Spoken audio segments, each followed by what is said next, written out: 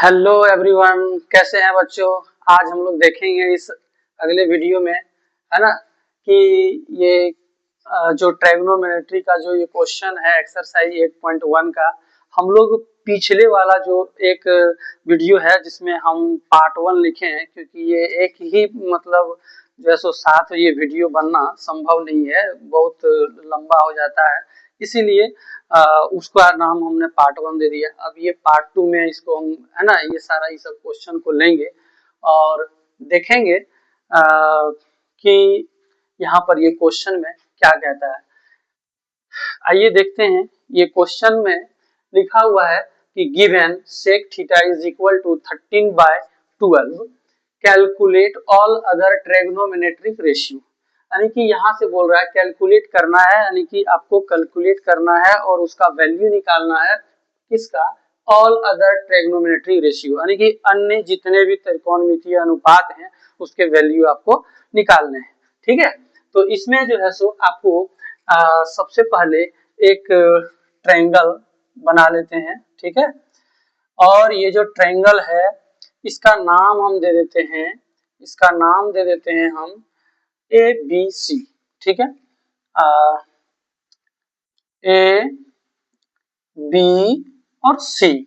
लेकिन इसमें देखिएगा लिखा हुआ सेक थीटा, हम बताए थे कि जब यहाँ पर जो भी रहेगा, है ना, थीटा रहे, ए रहे, बी रहे, सी रहे, वो बेस में जाएगा। ठीक है, बेस वाला एंगल होगा, यानी कि यहाँ पर जो है सो आपका क्या हो जाएगा, थीटा हो जाएगा। यानी कि जो एंगल ये है ये यहाँ पर इस थीटा की जगह पर, यानी कि ये जो एंगल ए है ये बेस में, इस जगह आपको ये थीटा का कोण होगा।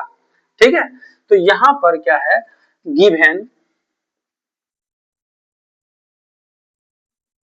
गिवन है sec theta is equal to 13/12। क्या है, 13/12।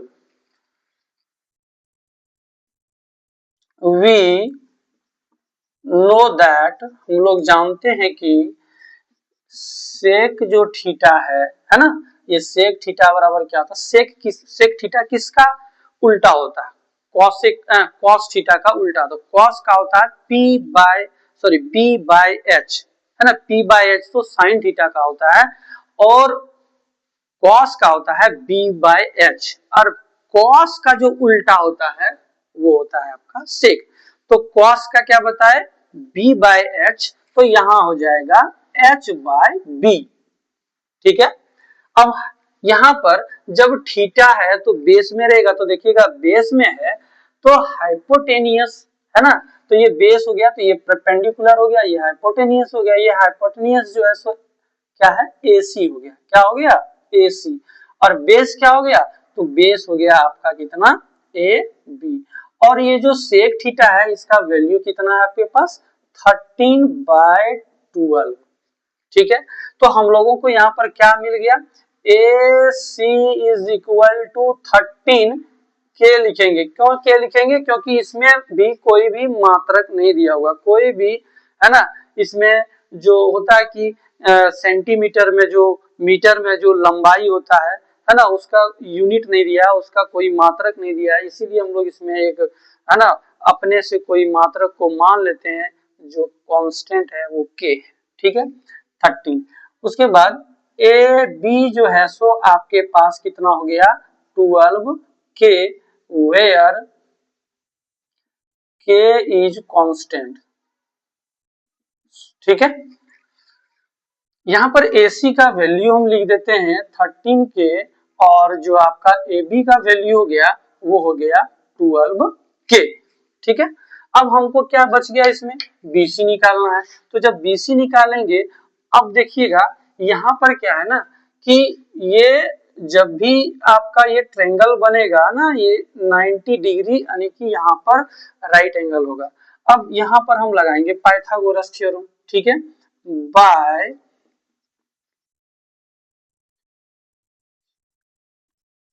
Pythagoras theorem. ठीक है, पाइथागोरस थ्योरम क्या कहता है कि अगर आप कर्ण का स्क्वायर कर दें, हाइपोटेनियस का स्क्वायर करते हैं, यानी कि एक भुजा का अगर आप स्क्वायर करते हैं तो वो अन्य दो भुजाओं के वर्ग के, है ना, योग के बराबर होता है, वर्ग के यानी कि स्क्वायर के, है ना, और योग के यानी कि प्लस करेंगे, है ना, ये इक्वल होता है, यानी कि कर्ण का अगर स्क्वायर करिएगा, इसका वर्ग कीजिएगा तो इसका वर्ग और इसका वर्ग करके ऐड करिएगा करिएगा तो ये आपका इसका यानी कि कर्ण के इक्वल होगा। ठीक है, तो यहाँ पर जो है सो हमको तो ये निकालना है, तो ये क्या हो गया, परपेंडिकुलर हो गया, यानी कि p का स्क्वायर इज इक्वल टू क्या हो गया आपका h हाइपोटेनियस h का स्क्वायर माइनस क्या हो जाएगा बेस b का स्क्वायर। तो परपेंडिकुलर जो है BC हो गया आपका, क्या हो गया BC हो गया। ठीक है, तो BC का स्क्वायर इज इक्वल हाइपोटेनियस कितना है AC हो गया, AC का स्क्वायर माइनस बेस क्या हो गया AB, यानी कि यहाँ पर AB का स्क्वायर। तो BC is equal to root under, जब स्क्वायर रूट हटेगा तो रूट अंडर AC का स्क्वायर माइनस AB का square. BC is equal to root under AC का वैल्यू कितना है, AC का वैल्यू है 13K का स्क्वायर माइनस और AB का वैल्यू कितना है 12K का स्क्वायर। अब BC इज इक्वल टू कितना हो गया 13 का अगर आप दो बार मल्टीप्लाई करेंगे 13 इंटू 13 तो हो जाएगा 169 के स्क्वायर, के का स्क्वायर करेंगे तो के स्क्वायर हो जाएगा, और इसका हो जाएगा 144 के को भी दो बार करिएगा तो के स्क्वायर हो जाएगा।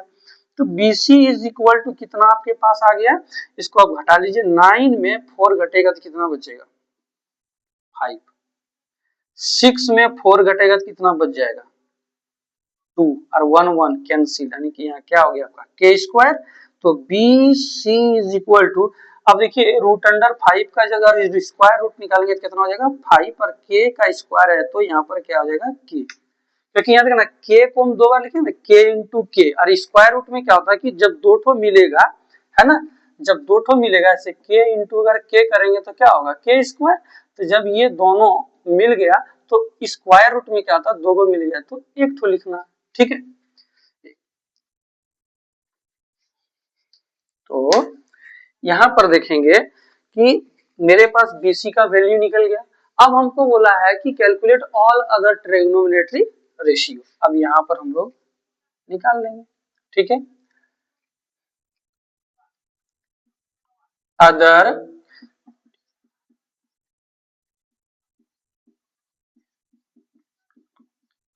ट्रिग्नोमेट्रिक रेशियो विल बी होंगे, क्या होंगे, है ना, यानी कि other trigonometric ratio will be, यानी कि अंतरिकोणमितीय अनुपात होंगे, क्या होंगे। अब यहाँ देखिएगा हम इंग्लिश लिख रहे हैं, इसके साथ साथ हम सॉरी ये इंग्लिश लिख रहे हैं और इसको हम हिंदी से आपको बता भी दे रहे हैं ताकि हिंदी मीडियम वाले बच्चों को दिक्कत ना हो।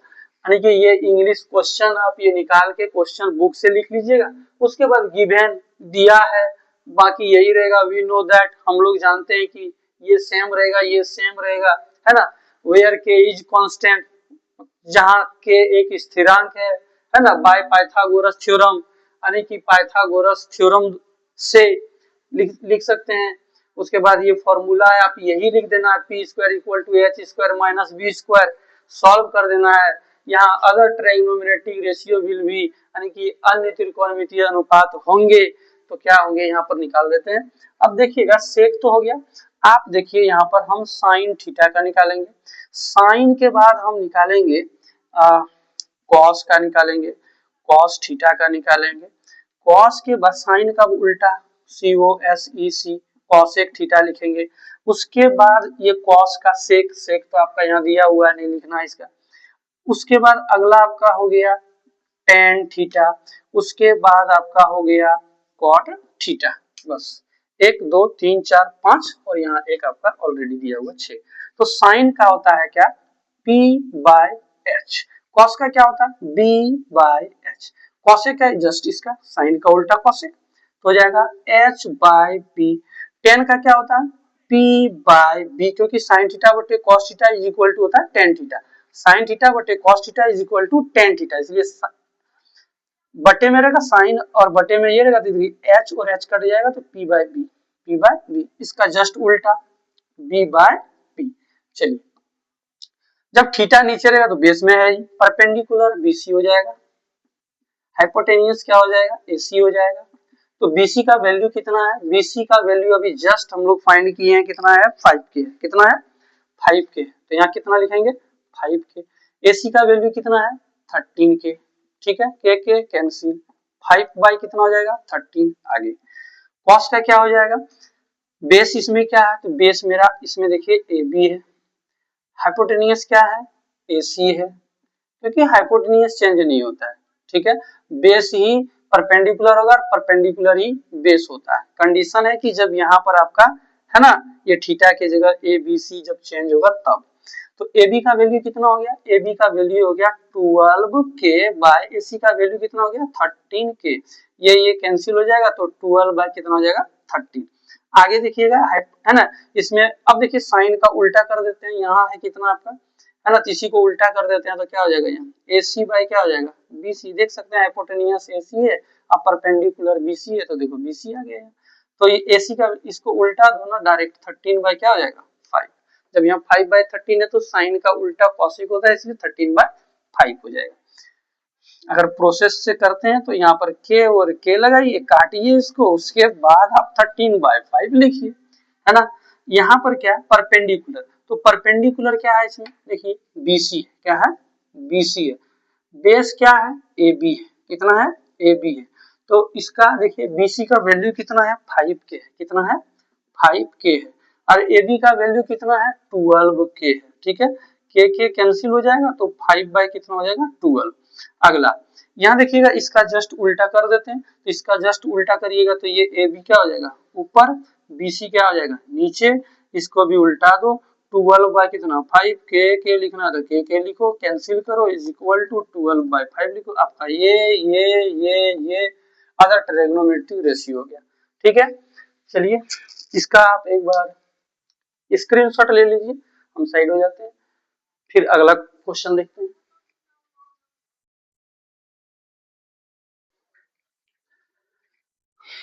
हम लोग देखेंगे अगला क्वेश्चन, इसमें जो है कहता है कि if angle A and angle B are acute angles, acute angle किसको कहते हैं हिंदी में, इसको न्यून कोण कहते हैं, ठीक है। और न्यून कोण जो होता है वो 0 डिग्री से बड़ा और 90 डिग्री से जो छोटा होता है, यानी कि 90 डिग्री और 0 डिग्री के बीच का जो एंगल होता है वो आपका एक्यूट एंगल होता है।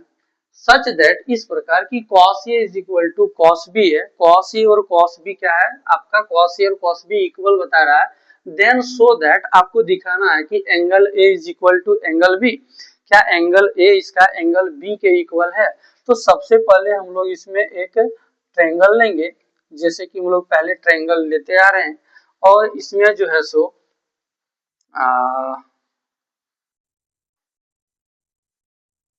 इसमें ये हो गया, ठीक है।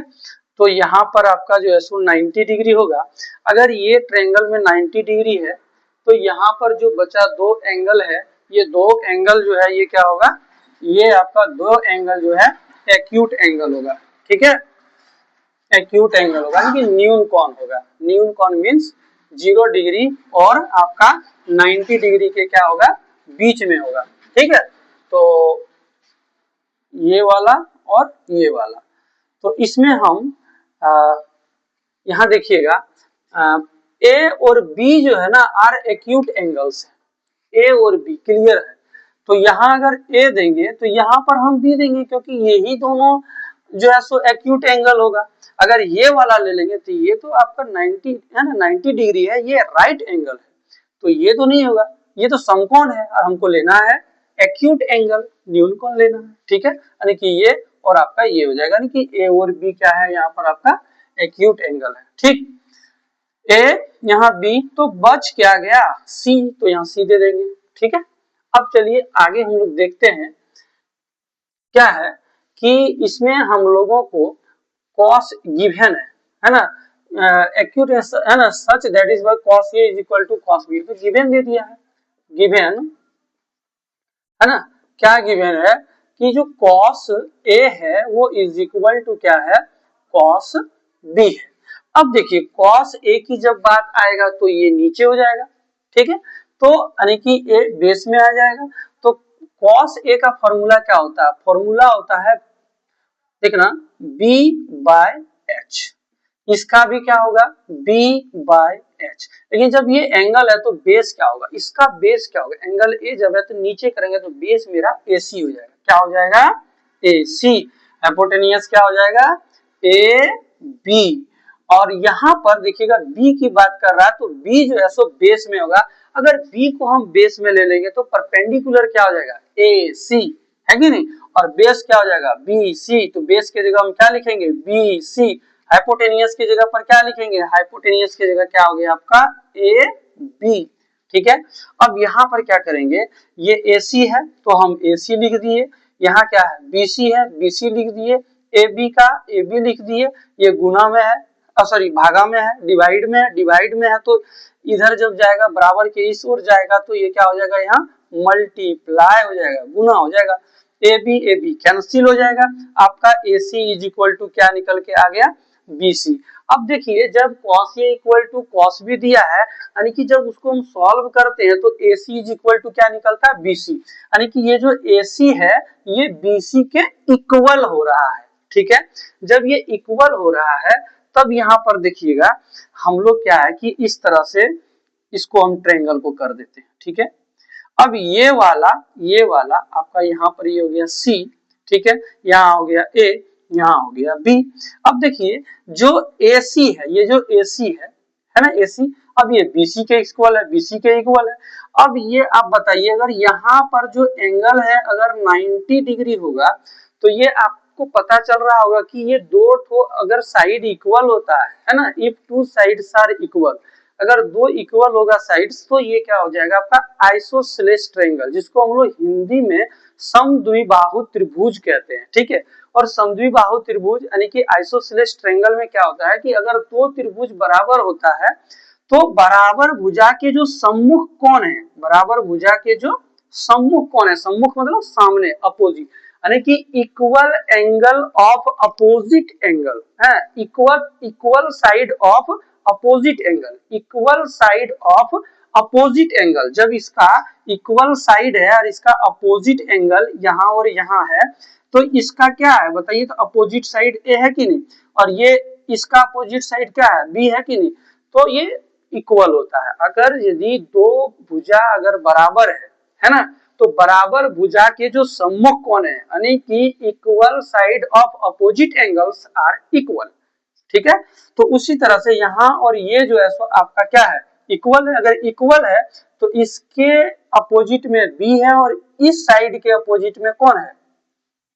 ए है। तो ये एंगल ए और एंगल बी क्या हो जाएगा? इक्वल हो जाएगा। तो यहां पर लिखेंगे, है ना,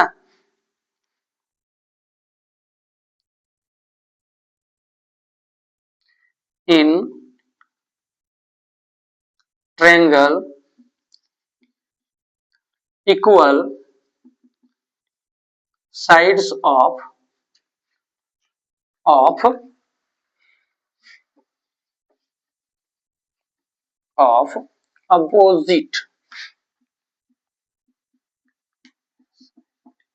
opposite angles are equal. So angle A is equal to angle B. यही हम लोगों को दिखाना था। ठीक है। प्रूव कर। ठीक है। तो cos A is equal to cos B given है, इसका वैल्यू p बाय, इसका फॉर्मूला b बाय h, इसका भी b बाय, एंगल A जब नीचे लेंगे तो AC बाय AB हो जाएगा, है ना, क्योंकि बेस एंगल A जब लेंगे तो बेस और हाइपोटेनियस, फिर जब यहाँ पर B लेंगे तो ये BC बेस हाइपोटेनियस AC हो जाएगा। ठीक है। तो इस तरह से यहाँ पर AB देखिए भाग में, डिवाइड में, तो उधर जाके क्या हो जाएगा? मल्टीप्लाई, AB AB कट जाएगा, AC is equal to BC in triangle, है ना, इन ट्रायंगल मतलब त्रिभुज में equal side of opposite angle, यानी कि equal side of opposite angle, है ना, है ना, इक्वल साइड यानी कि बराबर भुजा के, है ना, अपोजिट एंगल्स यानी कि जो सम्मुख कोण होते हैं वो आर इक्वल। ठीक है। So angle A is equal to angle B. इसको इस तरह से हम लोग सॉल्व कर सकते हैं। ठीक है, ठीक है, इसका स्क्रीनशॉट ले लीजिए। अगला क्वेश्चन देखते हैं।